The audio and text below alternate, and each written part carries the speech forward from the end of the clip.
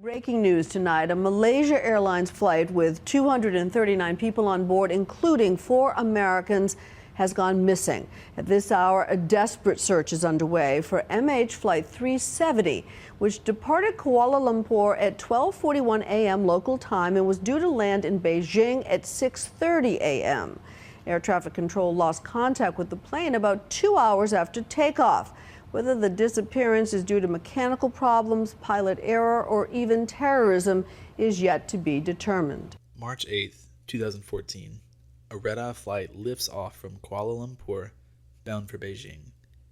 The weather is calm, the flight crew is experienced, and the Boeing 777 is one of the safest jets in the sky. 2 hours later, it's gone.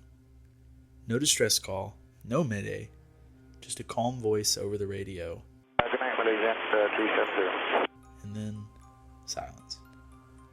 For more than a year, despite satellites, radar, and an international search effort stretching across oceans, not a single piece of wreckage was found. How does a modern airliner carrying 239 people simply vanish in the age of global surveillance? Tonight, we're diving into the disappearance of MH370, a story of vanishing signals, conflicting evidence, and theories that stretch from the technical to the unthinkable. I'm Logan. And I'm Ben. This is Tinfoil Talk. I am chomping at the bit to see what so should I go ahead and say what you've got planned here? Yeah, absolutely. You have told me not only are we doing a beer review, we are doing a review of something else. Mm-hmm. And you have brought out 2 glasses. Yep. Are we doing the beer first or what's going in the glasses first? We're going to do what's going in the glasses first. I'm shivering with excitement. Please get it out. Okay. Do not clip that audio, please. What the hell is that? So this is a Witch's Potion Buzzball chiller. Right on. Hell I've yeah. never had a buzzball. Can I see what that is? Sure. Or can I see absolutely. that? Yeah. I'm not sure what that is. Oh, that's got some weight to it. Yeah. Buzz balls. Are these the new craze? Apparently, I was told we had these coming. We're getting close to spooky season, Of course. so all the liquor brands are what's the face? I'm for? reading that this is 15% alcohol. That's what I just made that face for. Yeah. Holy moly. Yeah, let's go crazy, man. Dude, you know what? Let's do it. Oh my gosh. But yeah, for instance, we have a surprise for the month of October that we're gonna get. I don't know when this is gonna air. This is gonna go in the vault. That's true. This you is could gonna be hearing us in January for all we know. You could be hearing this literally years later. This is going to be a vaulted episode. However, it will make it at some point. Yeah. But as we're recording this, Halloween is just around the corner. Yeah. It's September of 25, so we're creeping up on Halloween. But anyways, a guy at work told me we had these, and he's coincidentally in charge of ordering these. So he kind of gave me a heads up. I was like, okay, because you know how that works. Like, right. Liquor stores are going to get priority with stuff like this. Of course. We finally got them in today. I dropped what I was doing. I went and bought one specifically for the show. I'm excited. Do we need to get some ice? Is this in... No, this has been in your fridge since I got here. Okay. So that was a little while ago. So crack that baby open. I am pumped. I don't know what to expect. I've never had a buzzball. I've never heard of it. Is it a company or is this what they do? Is they just make like a... No, so Buzzball is a company. They make normally like lime or cherry or grape. I don't know if this is supposed to be a mixer. It smells good. Yeah, I was going to say, are we supposed to drink this straight? We're going to. Okay, hell yeah. Let's read. So Buzzballs chillers, biggies. The flavor is Witch's Potion. This says orange wine with natural flavor, certified color, and FD&C yellow number 5. I don't know what that means. Yellow number 5? That's what it says. Is it like, what's that song? Yellow Submarine? No. Was it Mambo number 5 or? I have no idea what you're talking about, I'll be honest. You know? Dang, I can't. I've completely. I need to. No, never mind. Oh, okay. This says say shake well. Also says it's woman founded, so it's a woman owned company. Okay, cool. Dude, look, I'll tell you right now, women know how to drink. Yeah. They have it down to a science. Go ahead and give her a shake. It says shake well. Bear with me. I want to get a shake. Can I shake it too? You want to shake it in? Yeah, I want to shake. Go for it. I'm going to shake the shit out of this thing. Shake it. It says shake well. Gotta wake up the alcohol. Oh, yeah. Oh.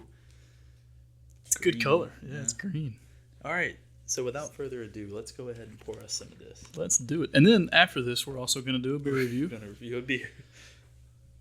Yeah, get that. Ooh. Dude, that almost looks toxic. That's going to sound great. There's yours. Thank you, good We'll sir. start with a little bit. If it's good, we'll have another glass. Okay. It smells like... I don't remember I really who... hope this is getting picked up, by the way. I'm sorry. Oh, I'm sure it is. These mics pick up everything. It smells like the tequila mixer you can buy. You know what I'm talking about? Like for the margaritas. This is exactly what it smells like. It has like a very unique shade of green. Yours is a different shade of green than mine. Nope, no, it's not. It was the lighting. I'm sorry. It was directly in front of my phone. Yeah, your phone was lighting it up. This looks radioactive. It looks great. Yeah, it looks really good. You can try this one. Should we clink? Let's clink and drink. Yeah.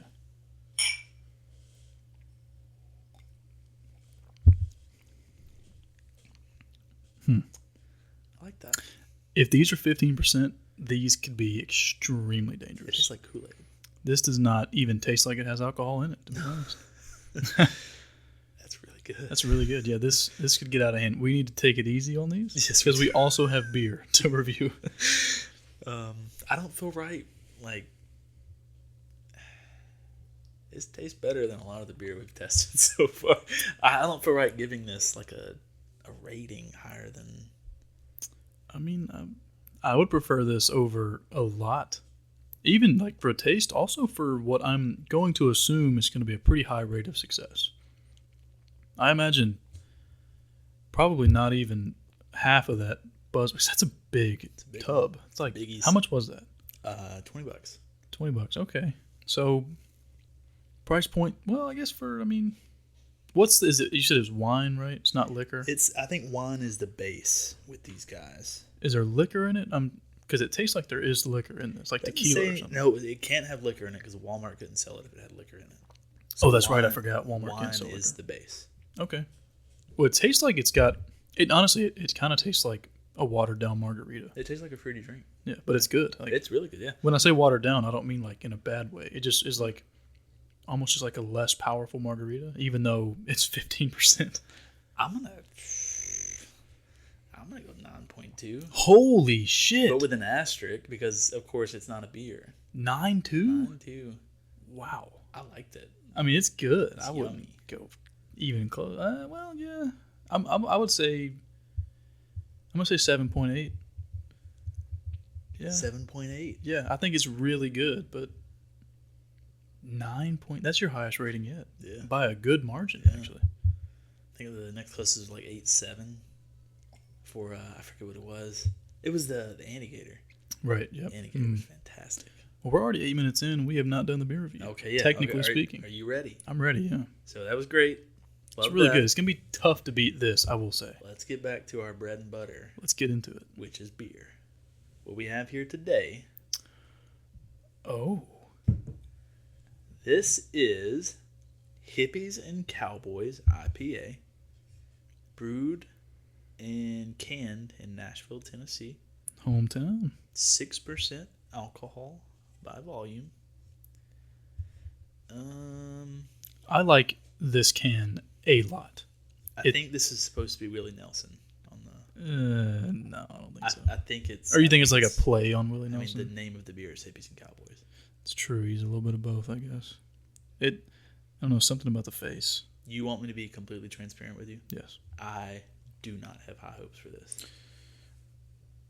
These I'm don't. going to try it. I don't really have high hopes for it These either. don't tend to be great. Yeah, they don't. These are more for the people that you either really like these or you don't like them at all.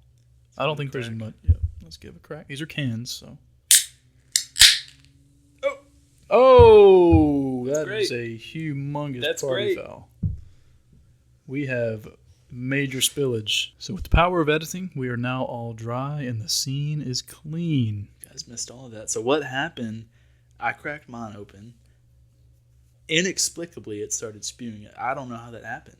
I thought it was user error. However, I then proceeded to crack my can, and mine did the exact same thing. So we're not starting out hot. No, it's going to be a great episode. Yeah, this will be something. Episode. This will be something. Table's sticky now. It's got on my legs. My chair is wet. I got a whiff of it. Mm-hmm. I got a whiff of it whilst we were cleaning all that up. I'm not going to lie to you, whatever my rating is, I am docking 2 full points. 2 full points? You can't do that. Both, dude. If it's guaranteed to spew and half the beer flows out onto the ground, I think 2 is excessive. How about half a point? It's at minimum 1 full point. If it is guaranteed, look, we're 2 for 2, because I mean these aren't shooken up or anything. Shaken up. These aren't shaken up or anything. They were in your fridge. Yeah, and you walked them in here. I walked them in here and put them under this jacket or whatever this is. Yeah, so there's no reason they should have fizzed up. Yeah, like one of them, okay, it's a one-off thing. They both, yours exploded. Yeah, it did. Like yours went everywhere, as heard in the clip there. Did you hear it? Well, you heard the crack, and then you heard our reaction. Oh! Yeah, it's like, oh, shit. And then off cam, or off mic, I cracked mine open, and pretty much it wasn't as, but I mean, it still spewed and went everywhere. I would say there's 70% of liquid left in my can, and I have not even taken a sip. Let's get this shit over with. We both know how this is going to go. Yeah, you sip it. It's an IPA. Smells ass and feet. It smells like feet, real shit. You go first, but don't make a face. All right, I'm just going to follow your lead. Yeah, as expected for me. Well, that's really bad. Actually, hold on. I don't hate that. Speak for yourself.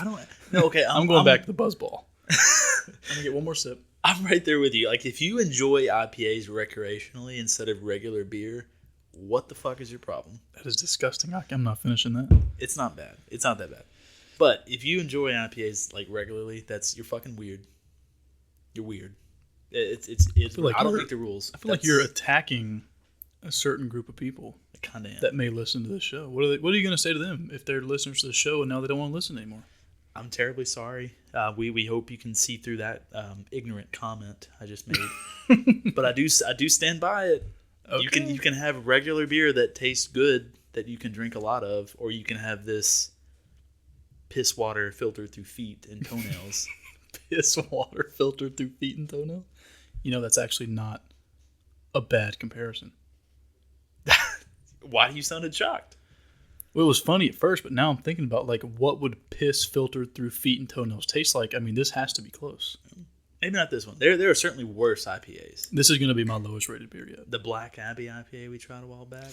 Didn't love that. That was before we even started the show. That's true, yeah.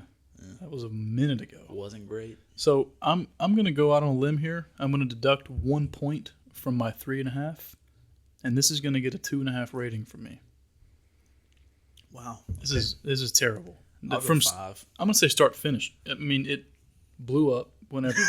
That's true. I'm not going to deduct points. I am going to deduct points for that. It's a 100% success rate of the can losing beverage before you even take a sip. Yeah. It's not great. I'll give it a 5. You'll give it a picture 2.5. Picture this. You're sitting out by the campfire. You've got a 12er of your choosing. Mm-hmm. Every single can you open explodes, and 30% of the beer leaves the can before you even take a sip. Mm-hmm. Is that not going to ruin your night? I'm going to fight somebody. Exactly. That's why I'm deducting points for this. That's fair. Now, if we go open 2 more, and it does the same thing. We should do that. I'm not going to drink them. No. I may finish this one and be done with this completely. Yeah. Well, these this is one of those beers that if I've had 5 or 6 on any given night and I'm out of my regular go-to, and then I'm like, man, I really need, I really want another beer or 2, and I see these in the fridge, I'll put them back. Yeah. Or I'll put them away, rather. I'll drink them is what I meant. If I've had 6 or 7 Busch or Miller Lights, yeah, and these are around, I'm taking them down. For sure, I'll take down all 6 of them. But I take down all 6. Nah. Yeah, I take down all 6. But if I'm starting the night with these, nah. Nah. First, I wouldn't start the night with these to begin with. Yeah, that's true. I wouldn't get through one because, I mean, I'm not going to drink any more of this beer. Are we white trash? Yeah. Are we white trash? I mean, think about it. Small Tennessee town. We drink beer. You know what we do for fun? We go to each other's house and drink beer. Like, we don't do anything. Yeah. Yeah. I mean, all of these IPAs we've reviewed, super high on Beer Advocate. We hate them. And they taste like pure. They taste like pure shit. They're not great. Couldn't have said it better myself. I mean, they just don't taste good. So are we white trash for that alone? I mean, I think on all fronts we classify as white trash. Okay. Maybe not all fronts, but I mean on most fronts. Got all my teeth. Yeah, I think we have nice teeth, and we're respectful members of society. For sure. Yeah, absolutely. I mow my grass, pay my taxes. I go to work every day. Anyway, we'll move on. We will move on. Can I have before we continue? Can I have some more Buzzball? Absolutely, you can have more Buzzball. Please, good sir. I'm enjoying the Buzzball. You can have. And I don't mean any offense to hippies and cowboys. I love that it. I'm sorry. I love that it is locally brewed. Thank you, good sir. I love that it's locally brewed because, I mean, Nashville's right up the road from us. Sure.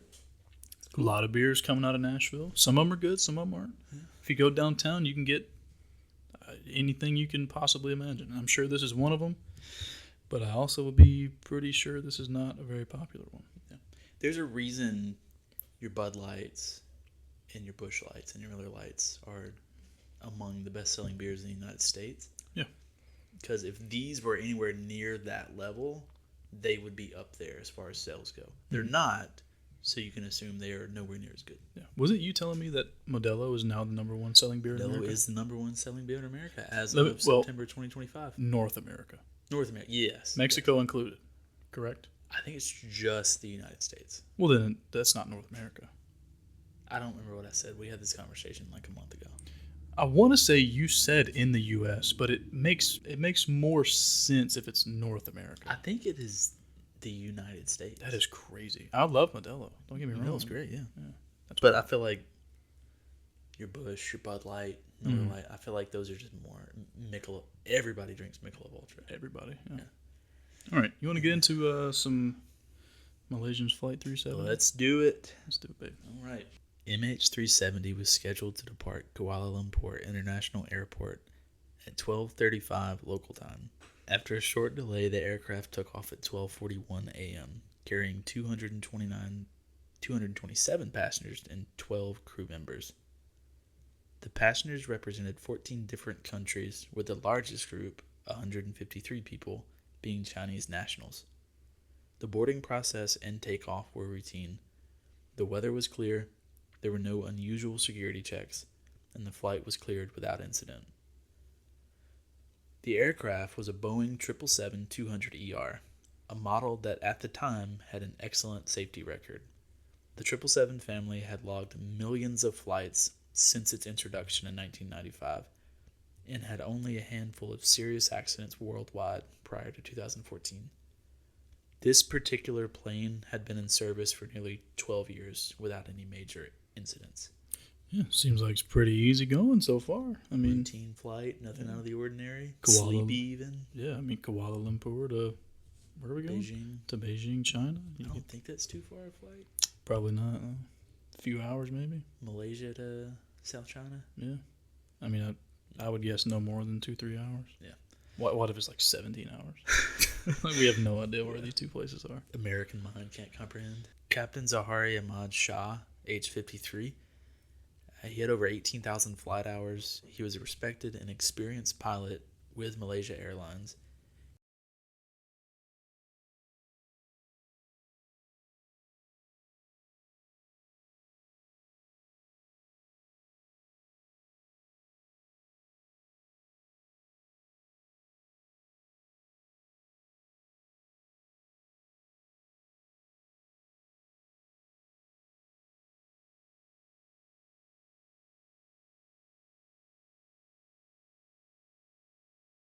He owned a personal flight simulator at home, which he sometimes used for training. Evidence later showed it had been used to simulate routes over the southern Indian Ocean. That's pretty cool. That will that'll tie into something later on, but all you need to know about him so far: very experienced pilot, very well respected within Malaysia Airlines, and he owned a flight simulator that had in its data a flight that flew over the southern Indian Ocean. So he would be experienced as far as simulations go. Well, I mean, he has 18, and I'm sure he's flown this route before. Sure. I'd be extremely surprised if a pilot that has 18,000 flight hours hasn't flown this. Maybe not this exact route, but something close to it. Yeah, that's pretty wild. 18,000 hours. Yeah, flying a plane. So that's Captain Zahari. He's going to be a key player. Just remember him. Okay. Then we have First Officer Farik Abdul Hamid. He was 27. He had approximately 2,700 flight hours, so not nearly as experienced as Zahari. In fact, Flight 370 was among his first flights as a fully qualified co-pilot on the 777. He had completed training, but this, again, was the first or second time he had co-piloted a 777, a plane this large, as a fully licensed pilot. So you think about it, and I didn't mean to cut you short of your sentence here, but something happens to the main pilot, Mr. Captain Zahari.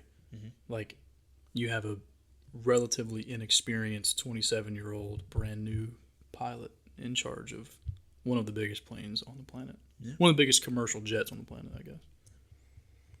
Yeah. I'm not pointing towards anything because I don't know what happens later in the story, but that is a red flag. That's a red flag for me. It's fair to point that out. You have the experience is very lopsided. Zahari clearly appears to know what he's doing. He has the respect of, I guess, all of his peers. And then Farik, relatively new. He actually drew criticism during his training because he allowed 2 passengers into the cockpit on an earlier flight. That's odd. He's 27. I mean, that's a big no-no, though. It is. I'm not defending him. You shouldn't do that. But it happened. Right, but is it the end of the world also? It's like... It doesn't necessarily disparage his skills as a pilot. No, of course not. Like, you can't look at one minor incident like that and jump to a conclusion that he's not fit to be where he is. Yeah. And then the crew, there were 10 flight attendants in total. Malaysia Airlines was known for its polished, professional in-flight service. And there's no unusual issues or storylines connected to the crew. They all checked in normally, boarded the plane normally. Nothing weird in any of their backgrounds. Just a very routine crew here we're dealing with. So there's been absolutely nothing out of the ordinary up until this point? Nothing. Okay. I said that the route data in Zahari's flight simulator, just remember that because that's going to be a key part. Okay. But out of everything I just said, that's really it. Okay. And you don't even know why that's abnormal yet. Okay. That brings us to March 8th, 2014. At 041, so 12:41 in the morning, March 8th, 2014, the aircraft had a routine pushback, taxi, and takeoff. The plane departed Kuala Lumpur at 12:41 local time, bound for Beijing. From 12:41 to 1:07 a.m., the aircraft climbed normally towards its cruising altitude. The ACARS, or Aircraft Communications Addressing and Reporting System, transmitted status messages as expected during the climb and early cruise. So up until this point, you've taken off. Everything was as routine as it possibly could have been. It leaving the terminal, getting to the tarmac, and taking off, and then getting up to its cruising altitude. Everything has been completely normal. At 1:07 a.m., Flight 370 sent its final routine ACARS transmission. About 12 minutes later, as the plane was transitioning from Malaysian to Vietnamese airspace, radio contact was expected to transfer from Kuala Lumpur ATC to Ho Chi Minh ATC. At 1:19, Captain Zahari Ahmed Shah made the final radio transmission we ever heard from the flight. It read, "Good night, Malaysian 370. That is the last piece of radio contact we had with MH370. Is that a common thing for a pilot to say? Yes. Like once you leave airspace, Maybe a little quirky, but I mean, his own spin on it. you're leaving Malaysian airspace. Oh, good night. It is 1:00 in the morning. So he's essentially saying good night from Malaysian 370. Good night from us.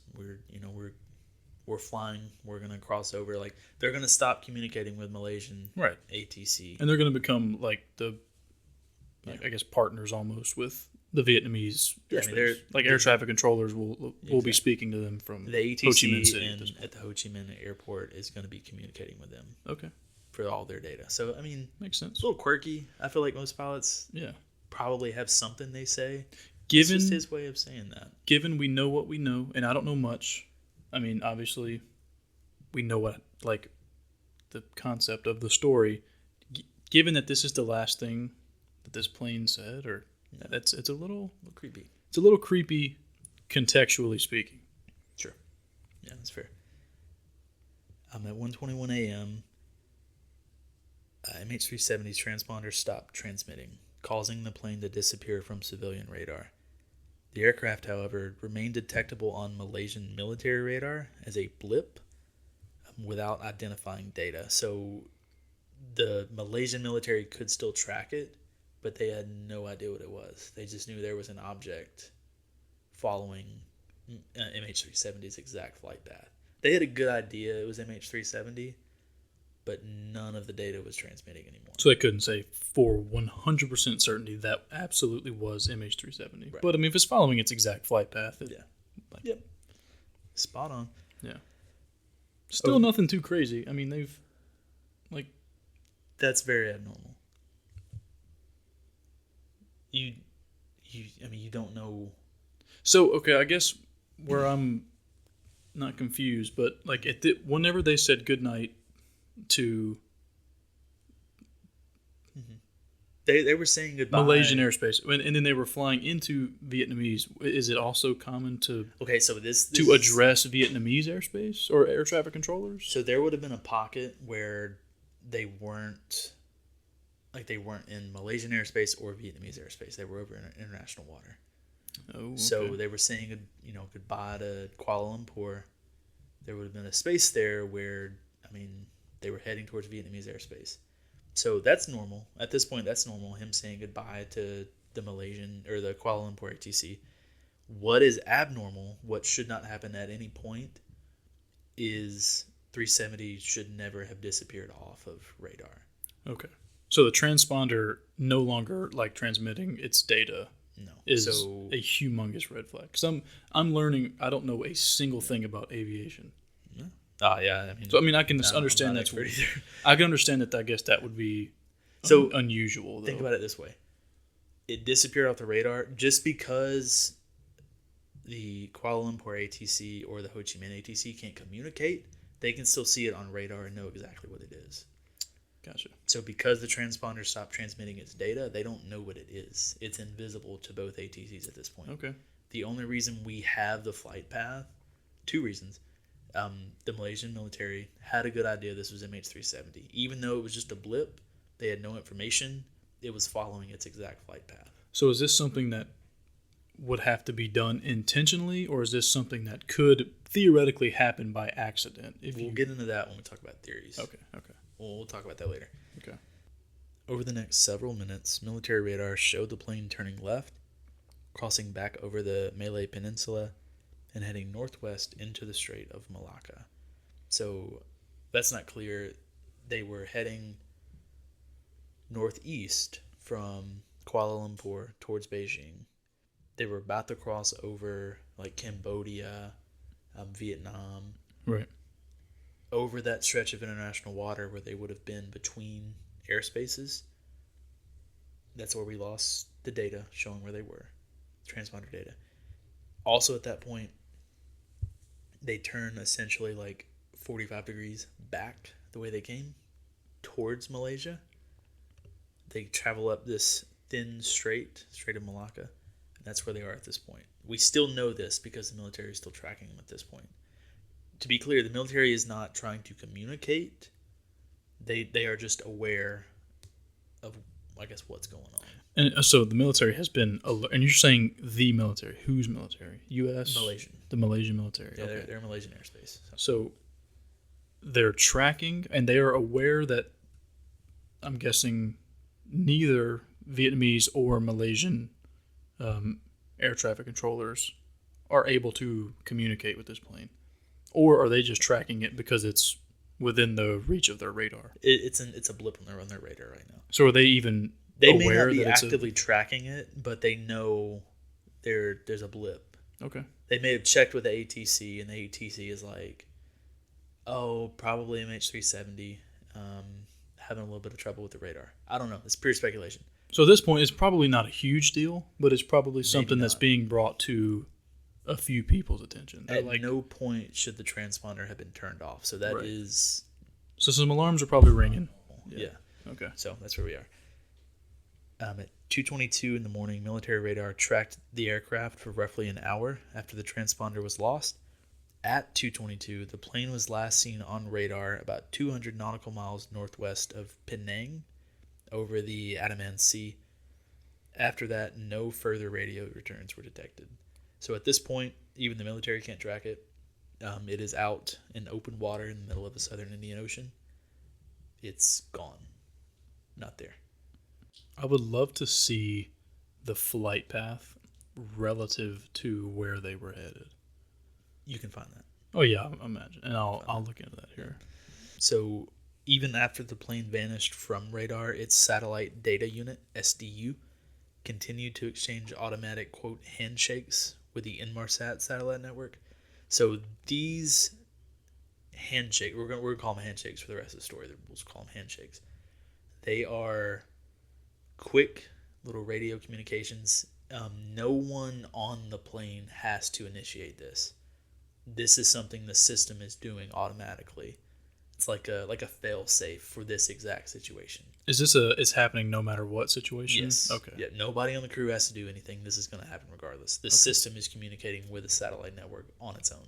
I mean, that's probably a good system to have in place, in my opinion. It's Yeah. fail safe. Yeah. I mean, transponders, they're supposed to be flawless. They aren't always. Well, I mean, and I'm sure we'll get into it, but if one is manually like disabled, Yeah. like I feel like there's nothing you can do. Obviously, I don't know like what happens or anything, but it's kind of where my head's already leaning towards. So keep in mind the Inmarsat satellite network. Inmarsat is another company that runs the satellite network that offers this data to airlines all across the globe. Okay. So just remember Inmarsat.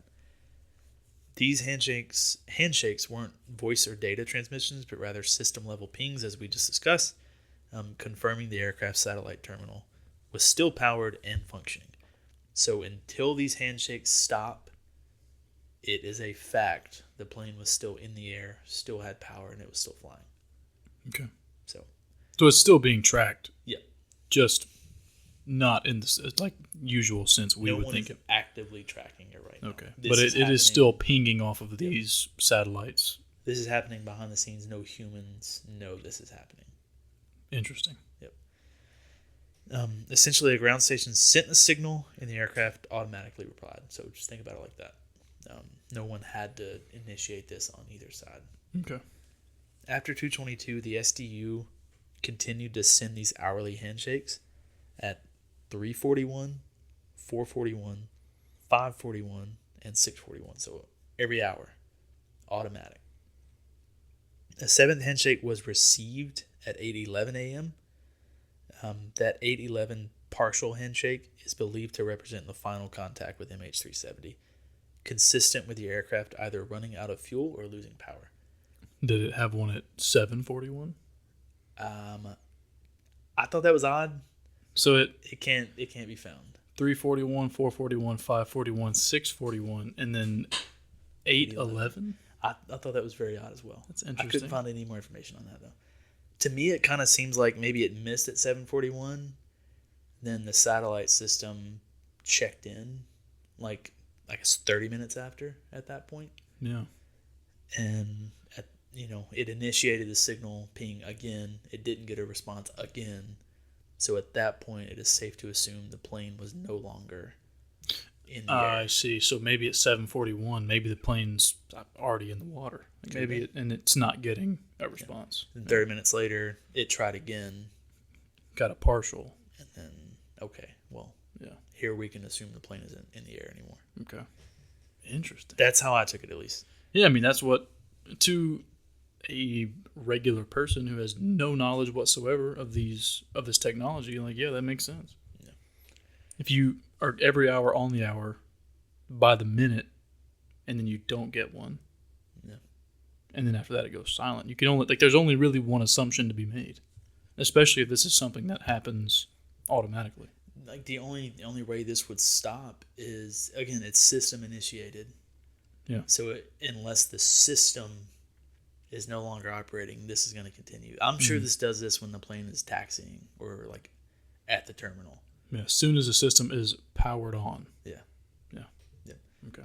That's what I assumed. I'm no expert, but this Right. is what I found. MH370's flight plan was routine until the handoff from Malaysian to Vietnamese airspace. Instead of continuing northeast towards Beijing, the aircraft made a sharp turn back to the southwest, almost reversing its course. So, took off, heading towards Beijing, turned around essentially, came back, and then things happened. And there was never a mayday call, right? No mayday call. Nothing. So the last radio communication we have is Captain Zahari saying goodnight, Malaysian 370. Okay. We hear nothing else from the plane, from a human, after that. I'm starting to think something weird's going on here. It flew back across the Malay Peninsula, which is Malaysia, passing near Penang, which is a small island pretty much directly west of Malaysia, just off the coast. Then continued over the Strait of Malacca.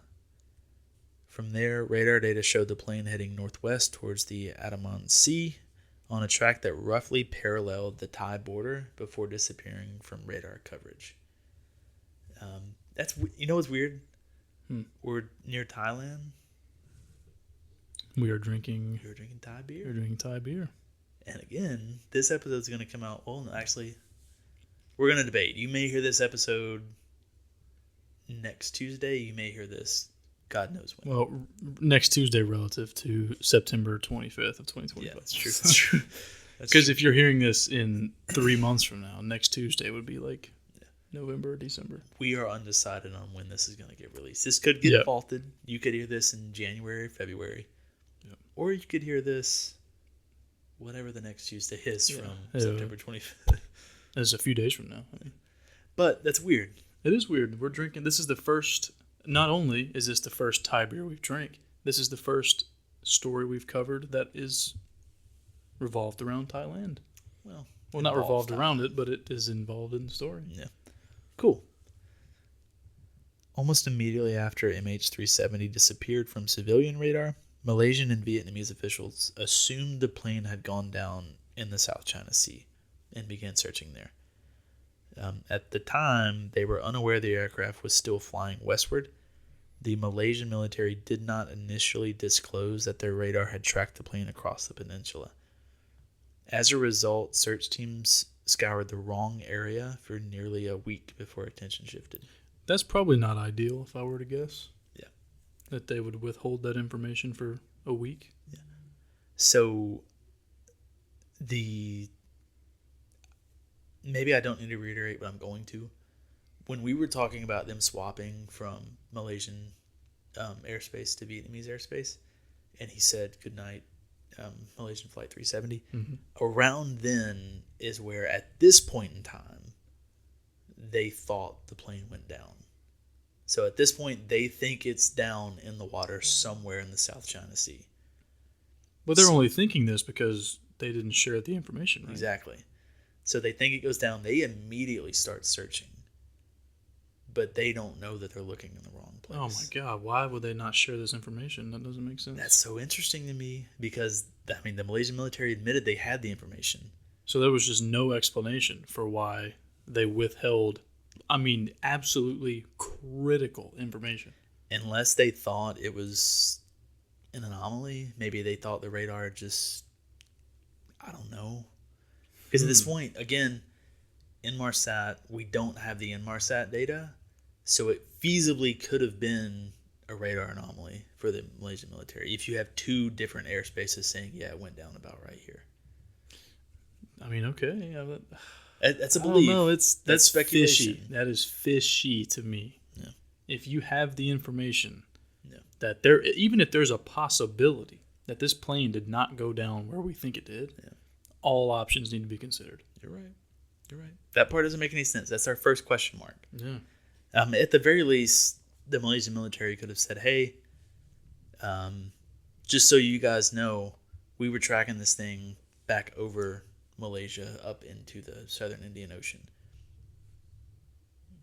Do with that what you will, but that's what we have. Beyond there, we're not sure if it kept going for 1,000 miles or if it went down right there where we lost it. But wow.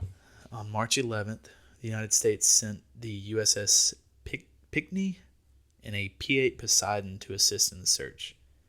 On March 14th, the search area was expanded to include the Indian Ocean. So a week later, we're looking about where it should have been.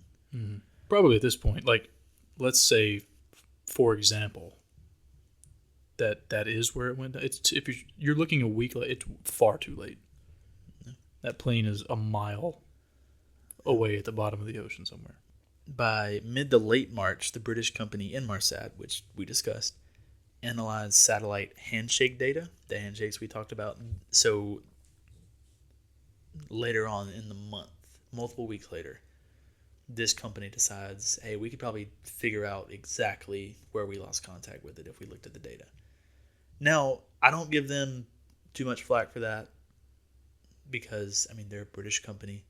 This isn't like international at this point. Of course, America is there because America. But well, we can't not be involved. Yeah, of course. It's, I mean, and I don't mean that in like a oh, we're in America. I mean that like as in America just can't keep its hands out of anything. So, you know, if it's any foreign disaster or whatever the case may be, the U.S. is going to find a way to involve itself. Give them the benefit of the doubt. Maybe they were in the neighborhood. I mean, they probably were. I'm sure they were close by for some reason. But again, and I don't really fault Inmarsat here, like, because unless you're asked for this data, I feel like you're not just gonna give it. Why would you butt in? Right, because I mean, you may not even know this plane is the plane that went down, because you're not tracking the plane itself. You're just tracking that the fact there is a plane, right? Am I understanding that right? They would know exactly which plane it is. Okay, well then, I'm kind of questioning that too. Then I don't know. This part it gets so muddied up. Seems like a lot of distrust and a lot of only tell if asked type thing. We'll get more into that with theories. Okay. We'll get more into that with theories. The handshake data showed that the aircraft had flown south for hours after contact was lost, and on March 24th. 2014, Malaysian Prime Minister Najib Razak announced that MH370 had gone down in the southern Indian Ocean. So on March 24th, we confirm the plane has gone down, and we think it went down in this area. This is almost 2 entire weeks later. Yep. This is almost 3 weeks later. March 8th to March 24th. Yeah, this is 3 weeks later. Yeah. And at this point, it becomes international. Well, I mean, you've crossed over multiple jurisdictions. You've went down, I'm assuming, in international waters, or did you just say that? I mean, you're in the southern. You're in the Indian Ocean. You're 200 nautical miles off the coast of Malaysia. So, from late March through May 2014, an international coalition searched some of the most remote and hostile waters on Earth. Deep ocean, powerful currents, and frequent storms. Several suspected debris fields and oil slicks were investigated, but all proved unrelated. In total, nearly 80 aircraft and ships from 12 countries took part, yet no confirmed wreckage was found in that initial phase. You know, we read a lot about, like, maybe a ship sinks or plane goes down in the ocean, whatever. I don't think the majority of human beings, like myself included, understands just how humongous and vast, like, the oceans on Earth are. Yeah. And I'll leave it at that. Because I don't think we can comprehend it. Even though it's here and it's finite and like we live amongst it, I don't think any of us, like anybody can process the actual, like true vastness of the oceans here. No way. I've taken several like deep sea fishing trips down in Destin, and the farthest I've ever gone out was like 6-8 miles, like less than 10 miles offshore, and you can't see anything. You can see nothing, and that's less than 10 miles. They say this wreckage was 200 nautical miles off the coast of Malaysia, so you are truly in the middle of nowhere. I mean, isn't the furthest point from like water, or like I guess land to land, it's like 7,000 miles of ocean? I'm not sure. It's Point Nemo. It's multiple thousands of miles. I know, like at one point when the International Space Station, am I drunk? I am fucking fumbling my words, man. You really struggled up here with, what word was it? Powerful. Maybe I'm slightly buzzed, man. You kept saying powerful. Powerful? Like you're a baby. I don't know what's going on, man. Speaking of buzzed, I need more buzzball. You want Buzzball? Okay. Yeah, I need more buzzball. Take a quick Buzzball break, sponsored by Buzzball. We're not sponsored by Buzzball. Over the next 2 years, more than 120,000 square kilometers of the seafloor were mapped, an area roughly the size of Pennsylvania. The first breakthrough, I'll say that again, the first breakthrough came in July of 2015. That's a good time later. Yeah, more than a year later, we have our first breakthrough. Wow. A flaperon from MH370 washed ashore on Reunion Island, east of Madagascar. So the flaperon, if you look on the wing of the plane. Is that a Pokemon? No, it's not. What? Sorry, go ahead. Like if you're sitting in the plane, you look out. The pieces. I'm gonna piss somebody off with this. There's I'm gonna be a pilot listening and be like, "You dumb son of a bitch!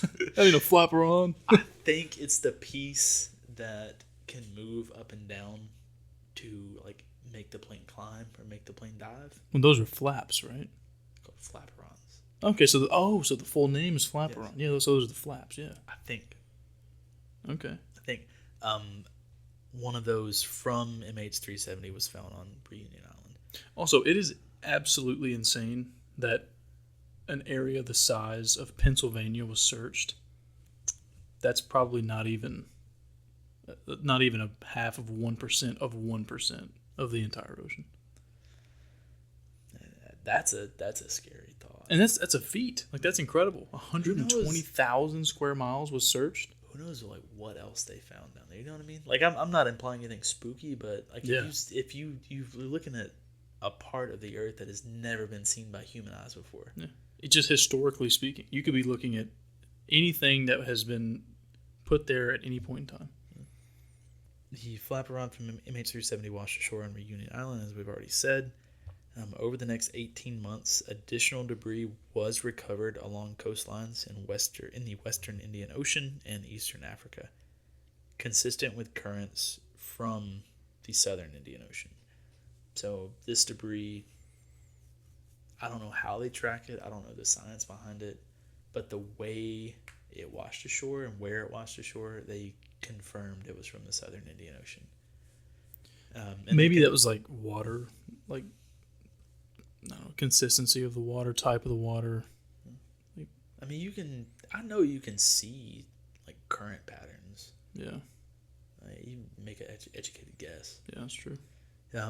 Again, I don't know how they confirmed this was from MH370, but they confirmed several pieces from MH370 washed up on eastern Africa. So we have confirmed debris more than 18 months later. Okay. I mean, that kind of, I guess at this point you just get into motive, right? Like, well, not even motive, I guess reasoning. Like, why? While these discoveries confirmed the plane had gone down, investigators continued searching for the black boxes, the cockpit voice and flight data recorders. So yeah, like they know it's gone down. They want the black boxes because it has all the data that's going to say exactly what happened. Yeah. So yeah, they want to know what caused this. In 2018, the private seabed exploration company Ocean Infinity conducted further research, mapping an additional 112,000 square kilometers of the ocean floor, but without success. Even as of 2024, Ocean Infinity has stated its intention to continue mapping parts of the southern Indian Ocean in pursuit of MH370's final resting place. That is some serious dedication. Do they have like a contract or something, or are they just doing this for the hell of it? So they don't make any money unless they make a discovery. Wow. Yeah. I mean, that hats off to them. That is, like, I guess admirable, if you will. But for 6 years, they've been scouring the Indian Ocean for plane wreckage, and they've found nothing. Nothing. And you're still going. You're still making plans to go down there. And I mean, I respect that. Sure. Like, I guess my point was the fact that you can look for that long, that extensively, and just come up empty-handed. I mean, they've searched less than what they searched the first time. That's wild. To be clear, Ocean Infinity did not search the original 120,000 square kilometers. That was an Australian company. Okay. But yeah, I mean, at this point, that's really where we sit even today. We need the black boxes. We won't know what happened until we find the black boxes. So what kind of information would be on the black boxes? So that's going to be flight data. That's going to be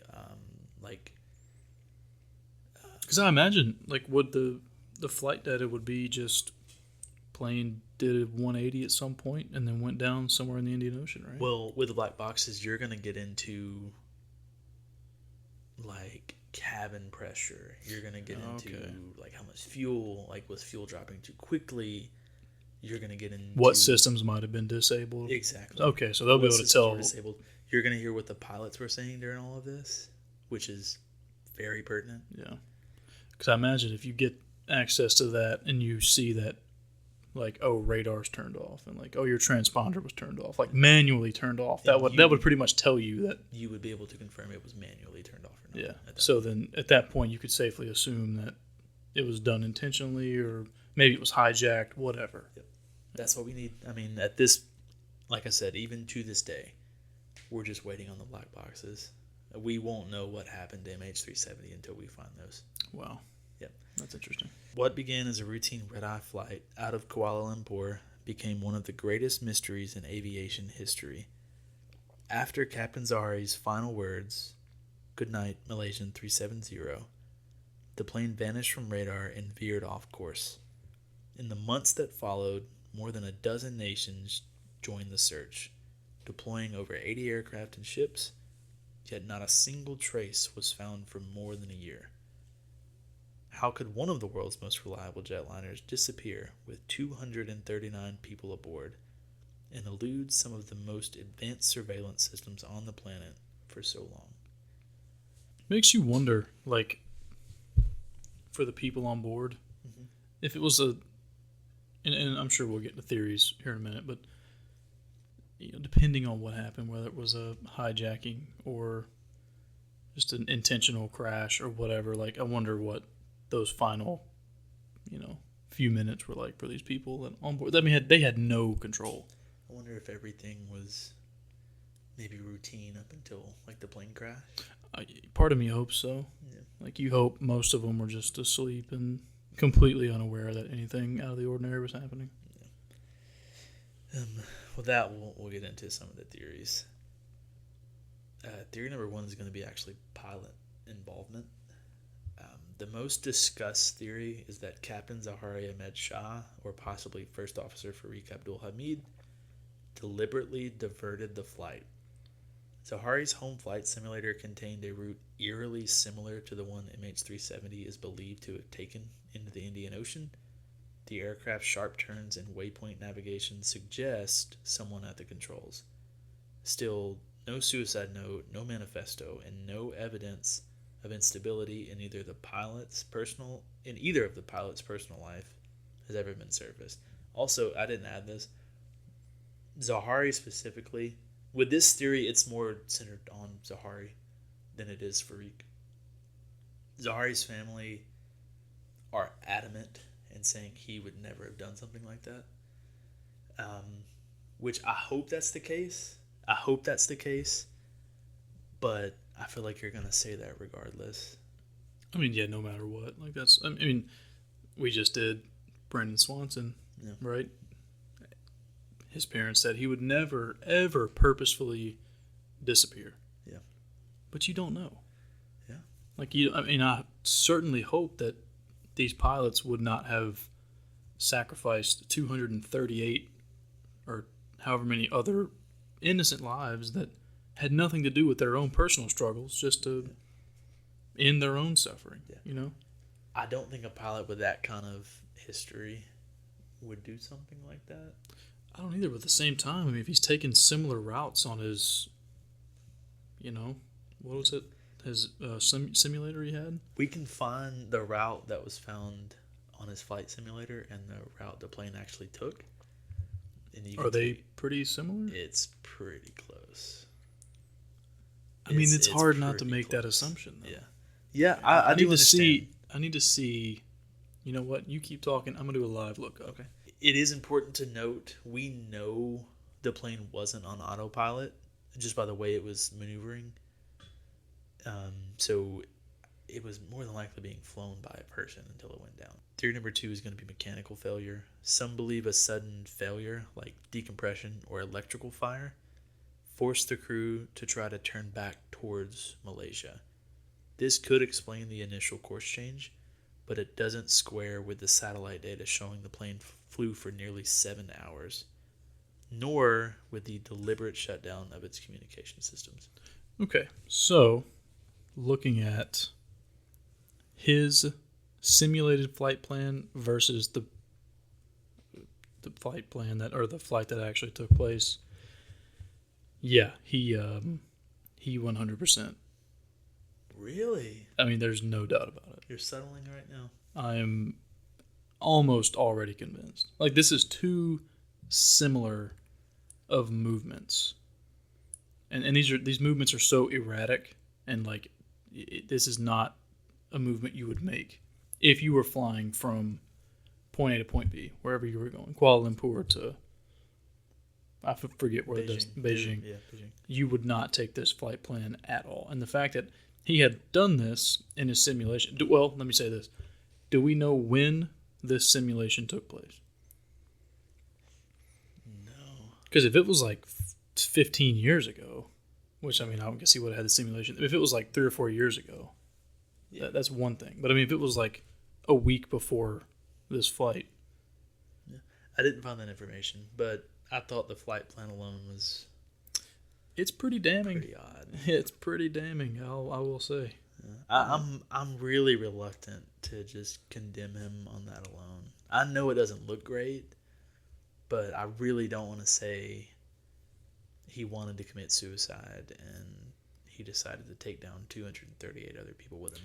Yeah, and I'm not insinuating that either, but looking at the actual flight path of the plane and his simulated flight path in his simulator, they're too similar to not raise red flags. Yeah.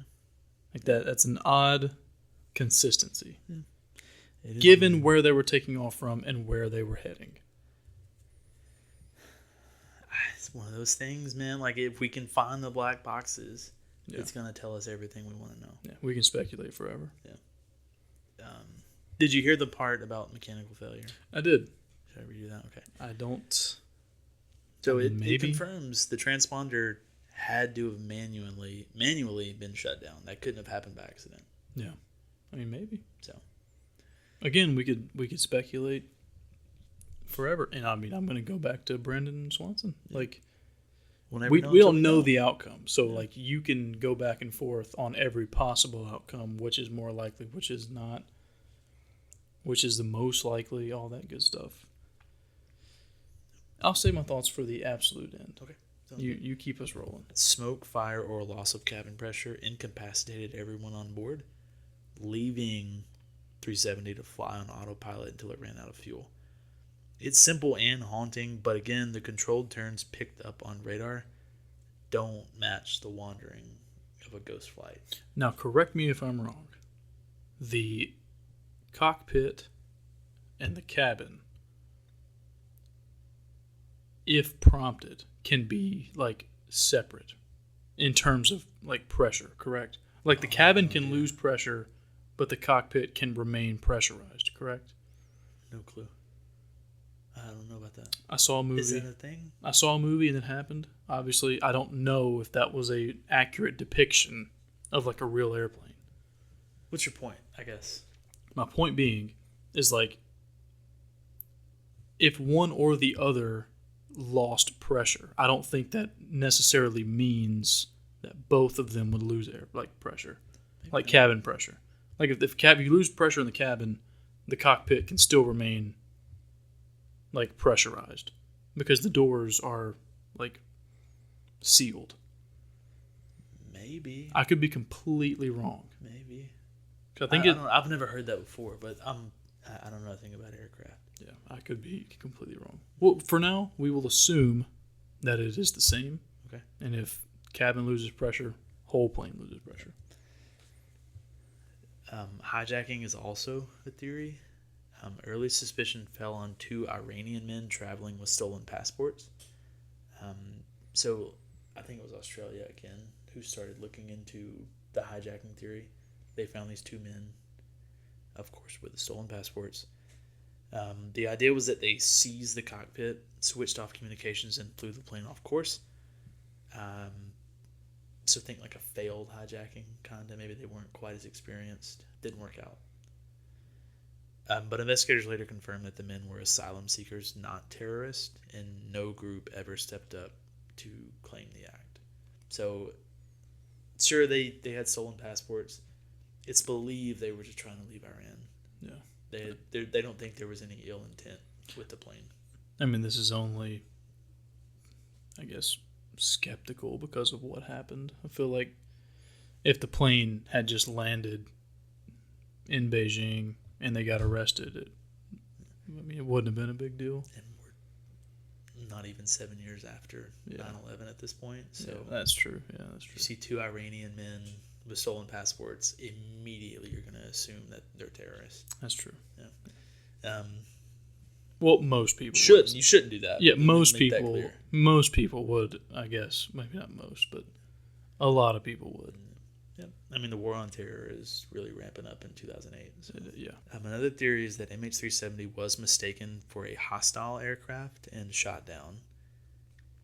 History shows it has happened before. I forget the flight numbers, but there were 2 flights where that exact same thing happened. It was Russia, right? Russia shot down it was a passenger jet that they shot down. And I don't think it was a mistake either. May have not been a mistake, but there were two events where commercial airliners were truly, honest to God, accidentally shot down. Yeah. I don't believe this theory at all. No. I don't think that's... Because if you're going to shoot it down, why would you not shoot it down in the South China Sea? Yeah. I think there would be a lot more evidence of this. Plus, the debris, when it was found, it indicated a controlled crash into the sea, not a mid-air breakup, which you would have seen if it was shot down.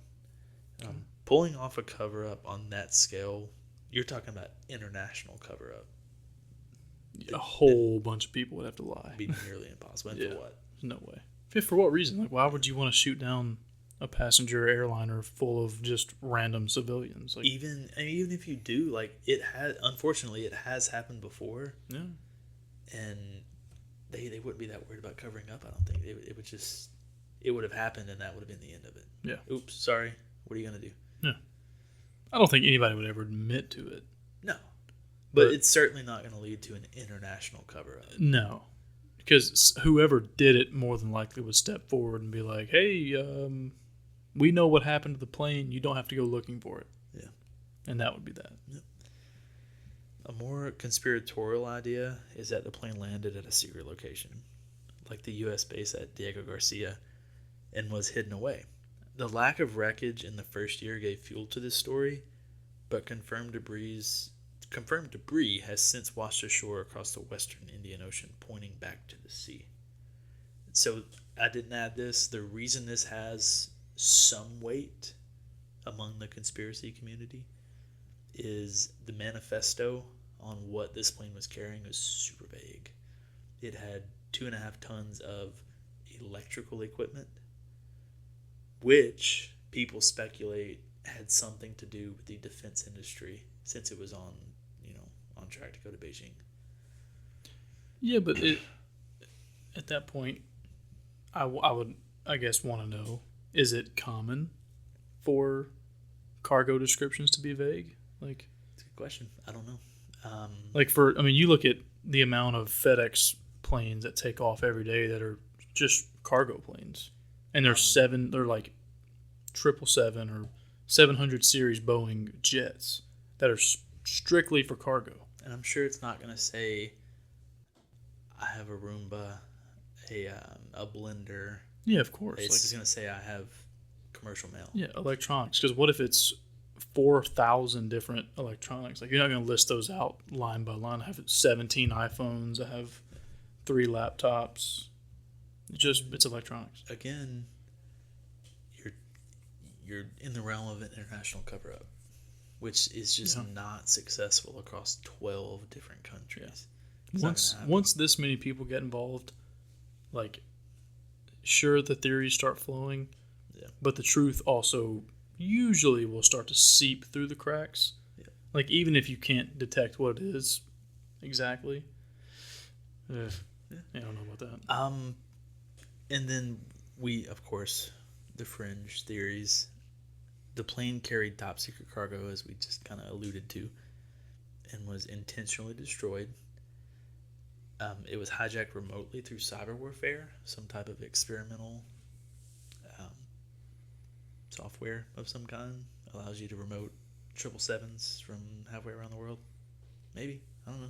Okay, I'm actually not totally against that theory. I mean, we know, thanks to Operation Northwoods, that the U.S. military, at least, was capable of cloning a commercial aircraft in 1962. Yeah, and disguising it as a drone. It's feasible to think that Malaysia has that capability in 2008 for some reason.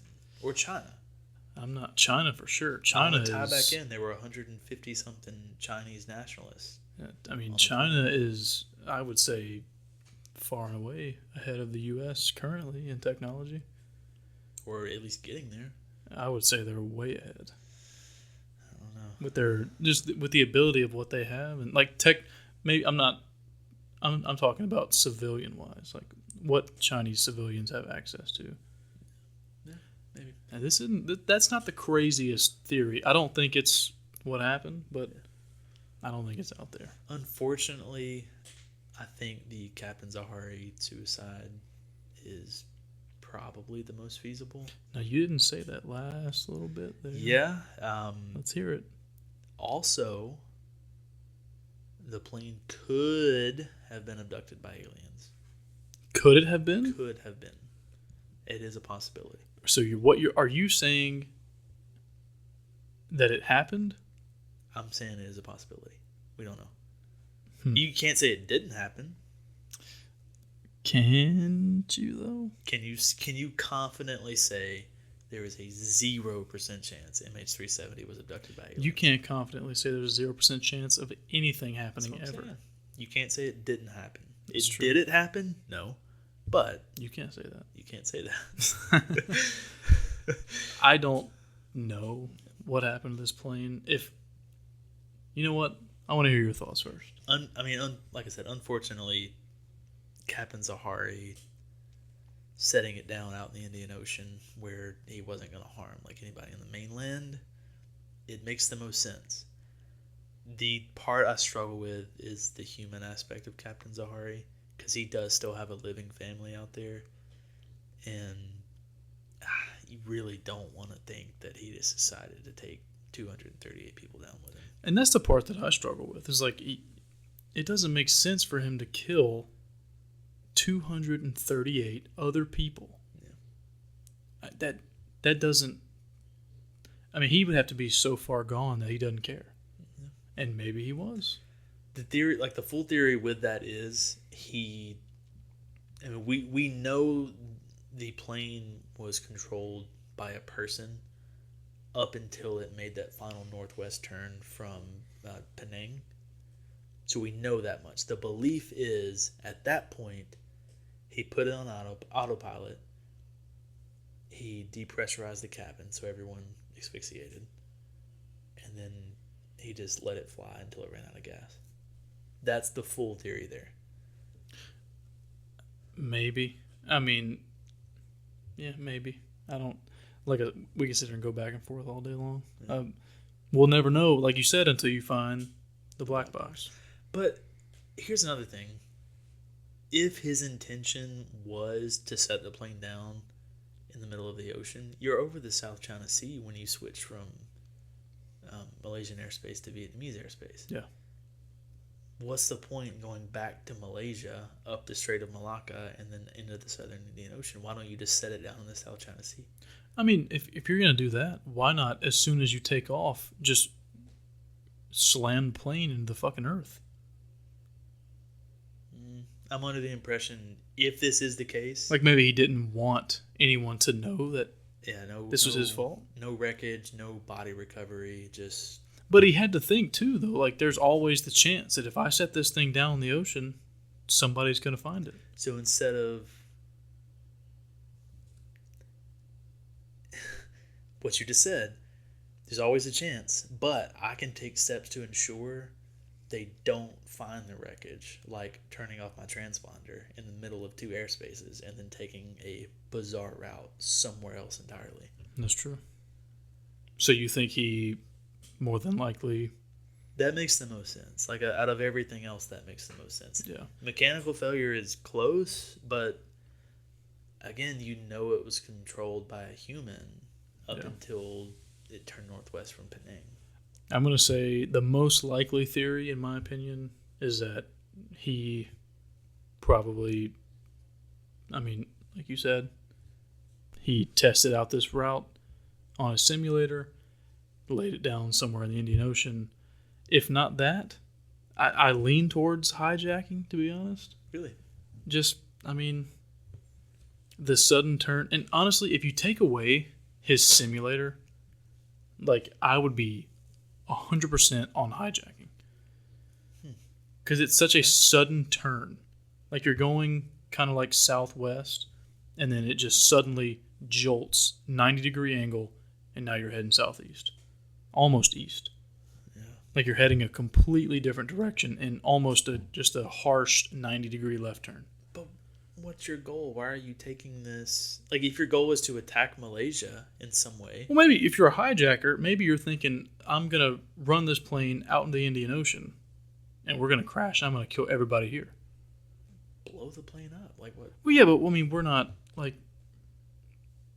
We're logical. Yeah, we're logical people, so we don't think the way that... Yeah. If there was a terrorist on this plane, like, we're not thinking the way they would, because we're not terrorists. This doesn't make much sense to me. Like, I understand I'm not a terrorist and I can't think like one, but if your goal is to cause terror, it's more terrifying to blow up a plane on the runway than it is fly it out in the ocean. Or is it more terrifying to put 239 people through absolute hell for multiple hours? But what? I mean, no group ever came out and claimed it. So what message are you actually getting across? What if it was just two radical people, or three or four or one, whatever, and they take over this plane, and they're like, every single one of you, I'm going to send this plane into the Indian Ocean, you're all going to die. Damn. I mean, like I said, we could speculate forever. We'll never know until we find the black boxes. Yeah. We have to do like an impromptu episode if we do somehow find the black boxes. Yeah, I mean, if there's updates, and that's with any of our episodes. Yeah. I think anything that we do that is currently ongoing, like Long Island State Killer, Long Island serial killer. We'll have to do an update on that at some point, because I mean that trial is going to end eventually. Yeah, we'll have to talk about that with Brandon Swanson or with MH370. If any updates come out, we'll update you. This one, I think we're I think our pilot was suicidal. I think that's what it is. That's where I'm gonna. Like I said, I hate to condemn the guy to that fate. Me too. But I don't know what else possibly could have happened, and we won't know again until we find the black boxes. I think the transponder going out. We know that was manually. It had to be manual, and I think that his own personal simulator flight data being extremely similar to this very random flight path out to the middle of the Indian Ocean, I think it's just a little too much evidence that points towards him laying his plane down somewhere intentionally. Probably right. Well, in any case, that will do it for this episode. If you enjoyed this show, make sure you rate and review us wherever you're listening. Tell everyone you know about our show. Point blank period. Tell everybody you know. You can follow us on Instagram, TikTok, and YouTube for bonus content, updates, and behind the scenes. Take a look at what we're working on there. We drop new episodes every week, so be sure to subscribe so you never miss one. I'm Logan. And I'm Ben. This has been Tinfoil Talk. Love you, bye.